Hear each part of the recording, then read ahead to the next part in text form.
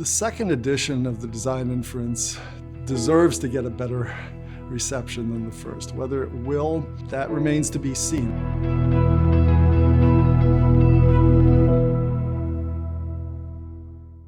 The second edition of the design inference deserves to get a better reception than the first. Whether it will, that remains to be seen. I'm optimistic. I think it's a much stronger book than the first. I think first edition was in a sense, statistical and philosophical monograph. This one is more of a straight up statistical and computer science book. And computer science in the sense that specified complexity is a statistical / computational notion. So I think it holds up much better. The notion of specified complexity is developed there is, I think, rock solid. And I think it's going to be very hard to refute it. Another thing that makes me optimistic that the book is going to be well received is just the sort of advance endorsements that I've seen, just the initial buzz about it. And so, for instance, on the book cover, we highlight Sergio Kleinerman's endorsement of the book. Sergio Kleinerman is a world-class mathematician at Princeton University, endowed chair, and he says basically no scientist can afford not to read the book.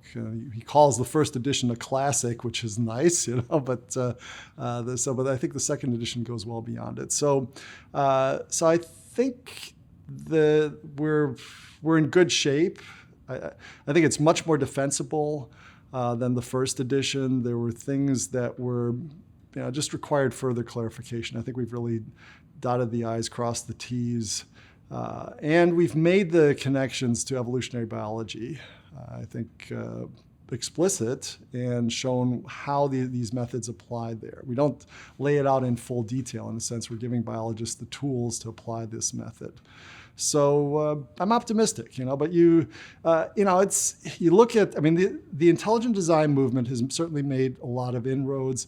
There are places in the world where it really is quite well accepted. It remains highly controversial in the US. I think there's still a lot of people in the mainstream academy that want to see it go down in flames. But I'm also getting signs from younger generation thinkers where it's like, they may not have nailed it down, but at least they're raising some interesting questions that we need to be asking. So the sort of village atheism, Darwinism of Richard Dawkins doesn't seem to be quite as prevalent as it used to be.